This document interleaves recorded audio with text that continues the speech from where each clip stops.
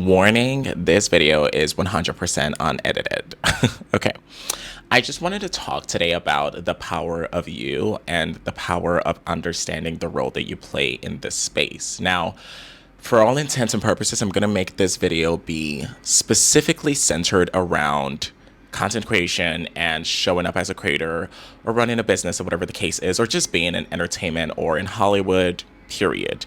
Now, I, as an individual, I have had the opportunity, a privilege really, of working with a lot of names in Hollywood, celebrities, business owners, creators, just people you would consider to be the it people in Hollywood.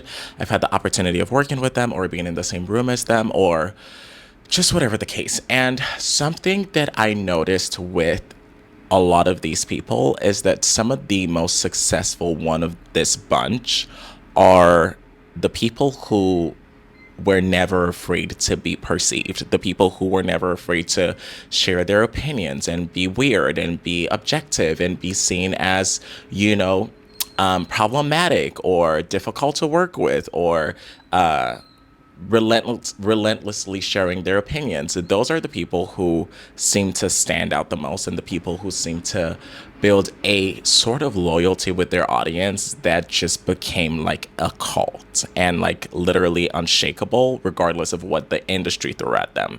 And a good example of this would be Rihanna. She is able to dabble in entrepreneurship and then dabble in cosmetics and skincare and then dabble in music and then sometimes she's doing movies. She's been able to do this and still maintain her level of royalty and loyalty because she just has never been afraid to show herself exactly the way she is. She's never been the one to be afraid of perception or people's opinions. And so over the years, you've seen her build such a cult-like community of people that would go any lengths just to see her be successful. And so showing up in this space, people sometimes tend to want to show up as a creator and be performative in their delivery. We have been taught that in order to be successful, you need to put up a show. You need to be performative. You need to be palatable and digestible. You need to be just great to everyone. But you start to realize that one of the most gate-kept things in the industry is, in fact, the ability to not perform, the ability to just be perceived as cringe, as weird, as controversial, as nuanced, as different, as quirky. The ability to simply just be is by far one of the most gate-kept secret in any industry. You really start to experience a different level of success once you start to let yourself be consumed exactly the way you are. I say it all the time, to every person there's a people, to every phase of your life there is an audience. And so that phase of your life where you are in your bedroom filming, that phase of your life where you are filming with your phone, there's an audience for that phase. There's an audience for the phase of your life where you have 1,000 followers or 500 subscribers. There is an audience for that phase because that is not always going to be the phase of your life that will exist forever. As human beings, we are multidimensional, and there is a consistent character development that every human being has to go through. And in order to build a die-hard relationship with your audience where they just feel so committed to you and so loyal to you, they need to be able to see that character development play out in real time. Most creators are just not able to transition their audience and carry them through that journey because they're not able to show the reality of that journey. And so that's why you see creators who went viral for dancing in their living room and they had like 500,000, likes from that post. And then 5 years later, you go on their page and they're still dancing in their living room. It's like, yes, you went viral from that one post, but it doesn't have to be the reality of your life moving on. Because if you're being honest, it's not even the reality of your life right now. You're probably dancing on stages and you are teaching people how to dance, and you are probably now a business owner and you've done a lot of different things now with your brand, but you still sort of feel the need to show that part of your life that made you be a name in the industry. And that's why people are not able to fully connect with you through that process. And so you notice the disconnect with how creators start out being so major in their industry, and then it just kind of declines as they go. Your ability to carry your audience through that multi-dimensional character development part of your journey is really going to determine how far you go. That being said, I just want to say I really love this style of videos.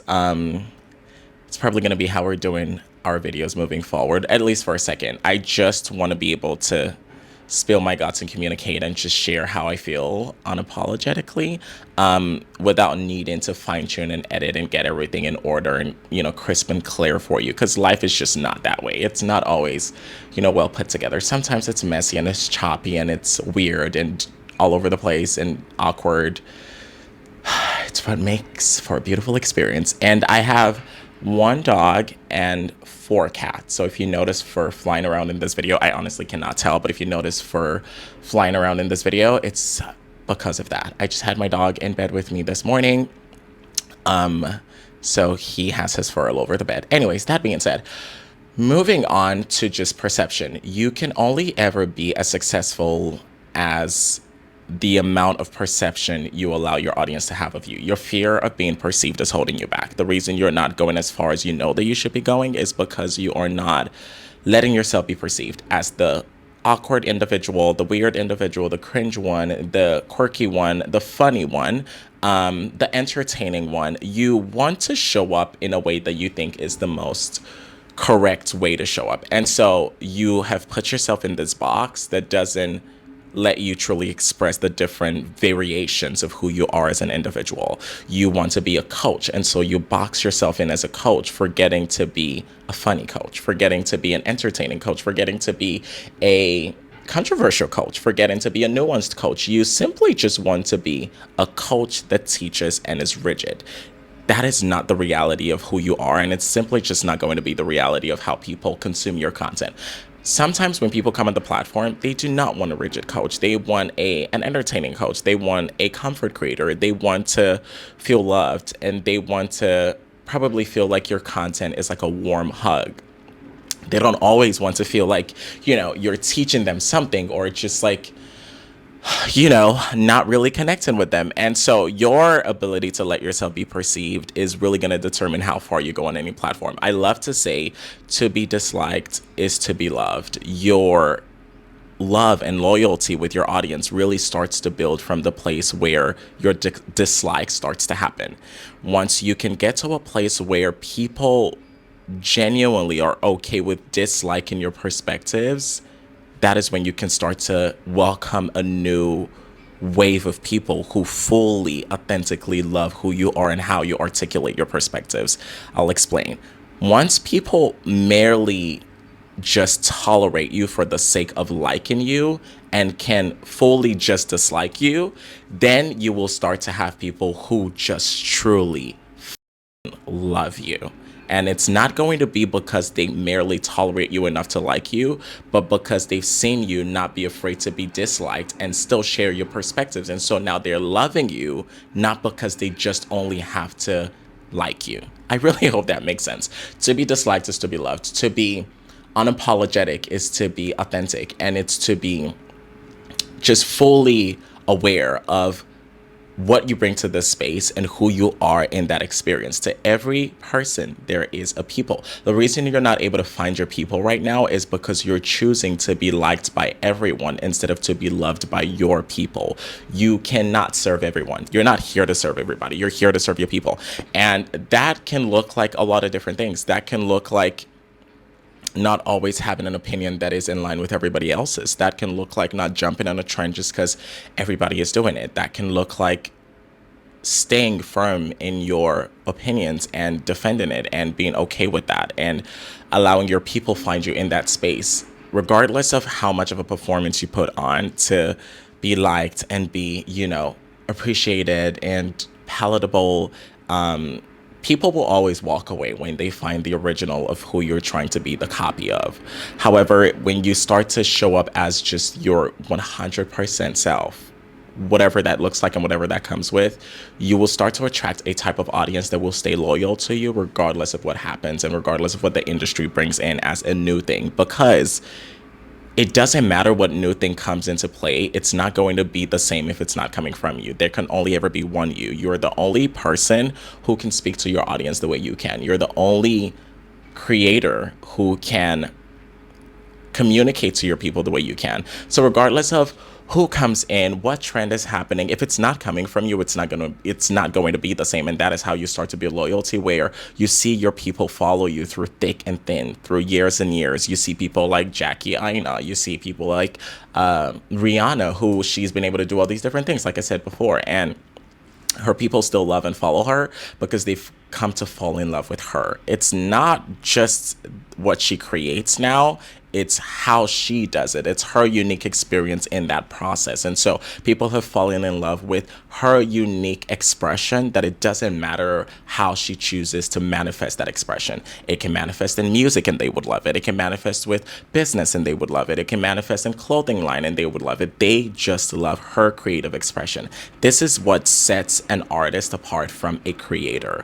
You are missing the mark if you are still choosing to deliver your content as a creator instead of as an artist. People love the art of creative expression. They do not love a creator who is just chasing numbers.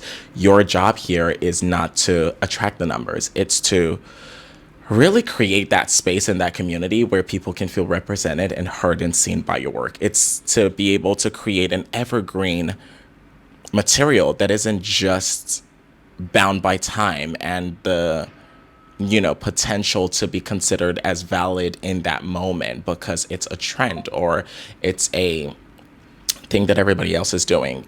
Once you start to really build that sort of evergreen strategy where it doesn't matter what everybody else is saying. It doesn't matter what's happening on the trends. It doesn't matter, what the news has going on. What matters is what you're bringing to the table. You would always have a people, whether the algorithm is good, whether the news is bad, whether the economy is down, whether the weather is crashing down. Whatever the case, whether you are in a good place or not, whether you are going through a heartbreak, whether you are showing up as whatever you're showing up as, you would always have your people because they just love you. They don't necessarily care for how you are choosing to communicate that expression. They just love your creative interpretation and your creative expression of whatever work that you put out. So you can be a business owner today, you can be a singer tomorrow, you can be a painter the next day. They will still ride with you and for you because they just ride with your creative expression and they love your creative interpretation of different parts of your business and different parts of who you are. And that's what they love. People just truly love character development. So yeah, I just want you to not put yourself in a box. This is another thing with niches where I'm just have a niche, but I don't want to say be the niche because it's so, it's neither here nor there. But Lord, I have there's construction happening right outside my house. I wish I could show it to you, but it's a nightmare. So if you can hear that, just pretend that you cannot hear it. But there's major construction happening in front and behind. It's on both ends of my house, and it's driving me crazy. But I just moved into this house, and I loved it so much when I first saw it. I was not going to take it because of the construction that's happening. It's a lot of construction in this neighborhood, actually. I wasn't going to take it because of that, but it was just a hard pass. I could not take it. So, yeah. So now I have to deal with construction every day. Anyways, what was I talking about? I think I was talking about niche and being the niche and being in a niche. It's a very slippery slope. I would say niches are the excuse that people have to not show up as themselves, but it's also a sort of way that the industry has kind of made a territory for creators and artists to be in. I heard Beyonce talk about this at the Grammys, and it's something she's been saying a lot lately, where she said genre is a way to keep people in their place and why she doesn't submit to genres.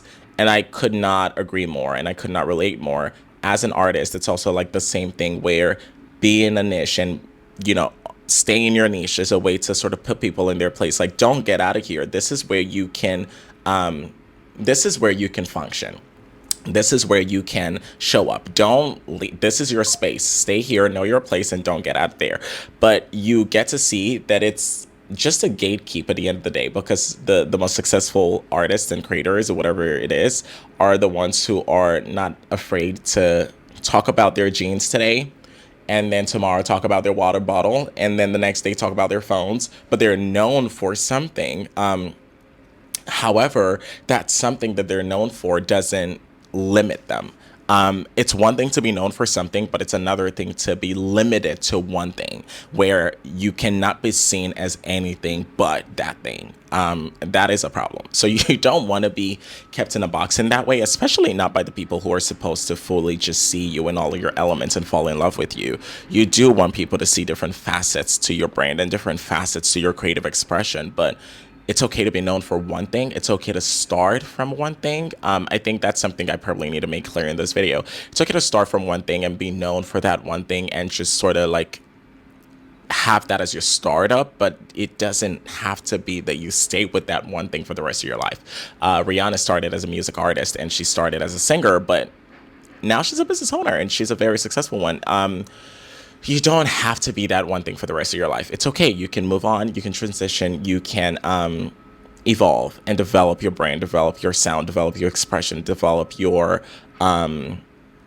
delivery. It's okay. And it's in that process of development that you really find the people who are just completely committed to your work. And that is where community comes in.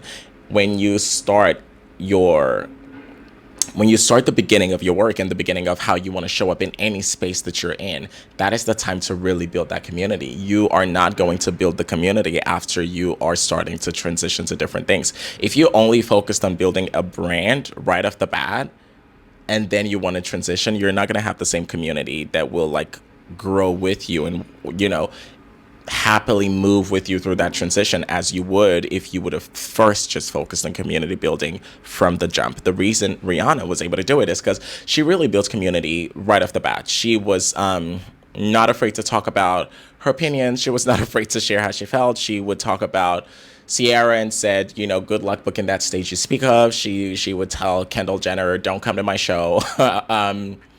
She was just out and about, and she was okay with just letting people perceive her for who she was and how she was coming. And that community is what saved her when she started to transition. When the industry said, you're too loud, you're too, problematic, you're controversial, her community said, no.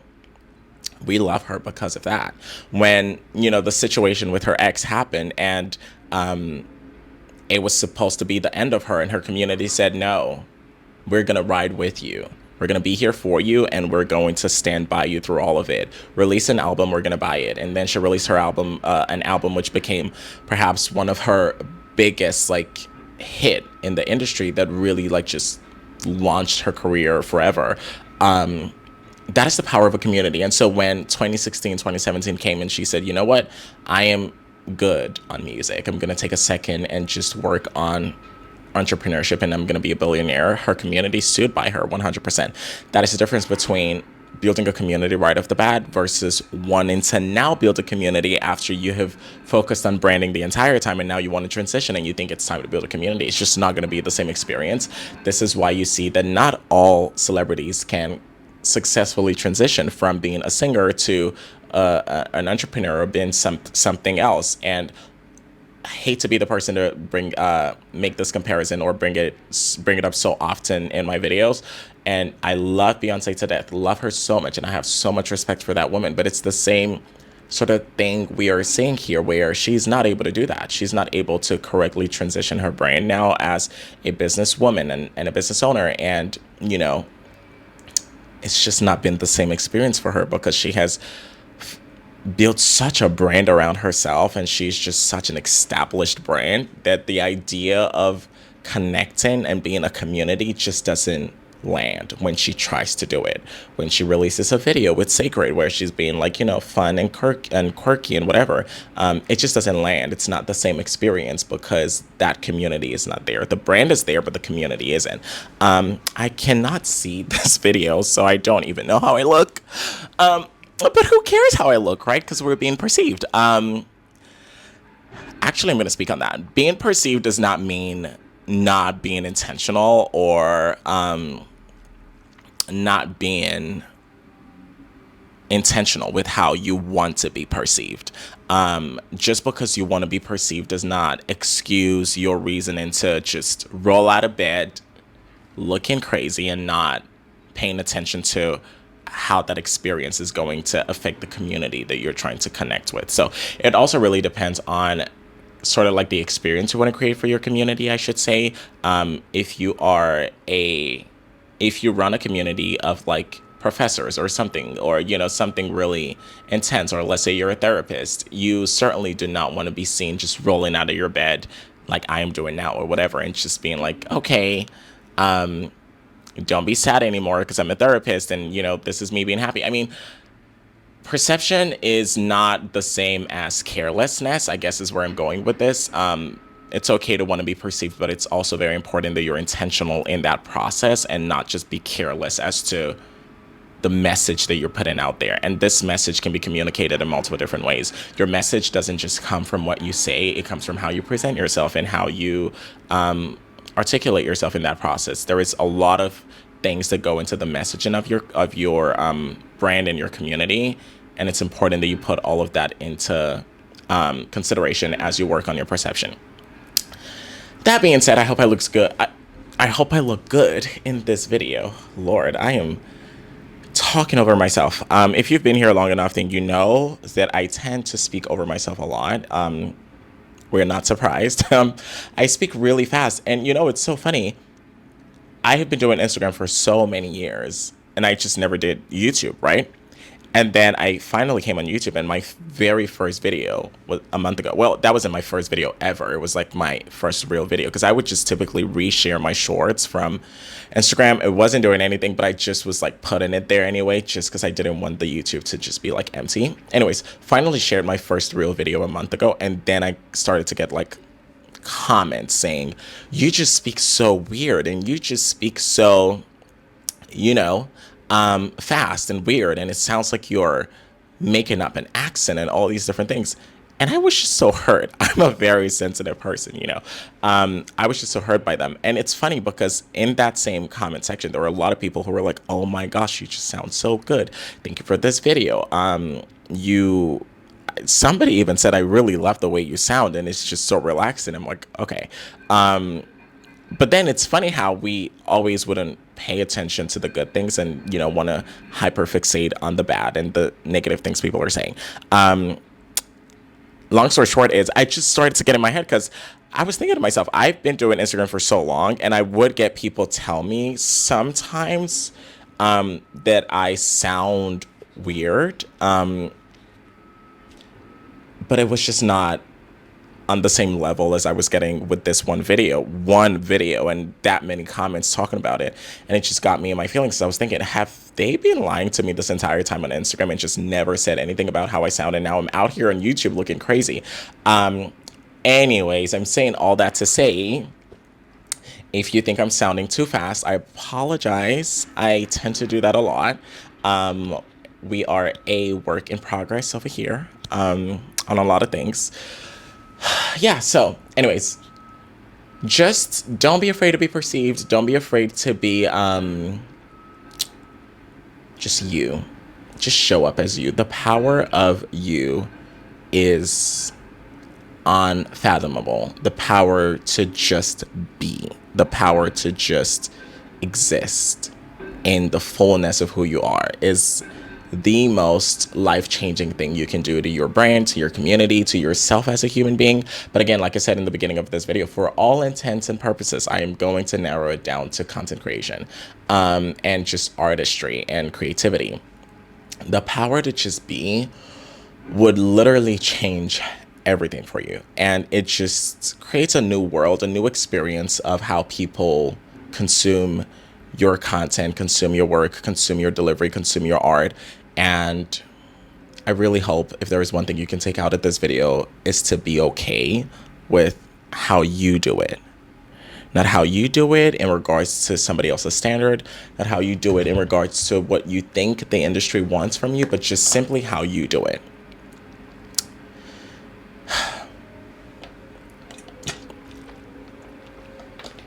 But yeah, anyways, that's all I wanted to talk about in this video. I'm not sure. I'm trying to see how many minutes this has been for, but I can't even.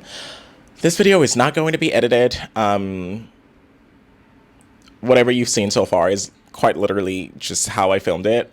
I'm going to take it out of my camera and just post it as is. So let me know how you feel about that.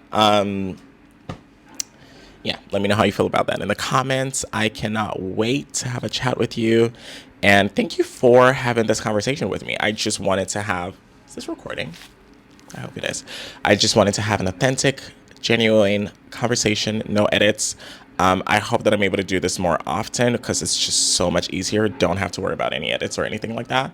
Yeah, so I will chat with you in the comments. Okay, bye.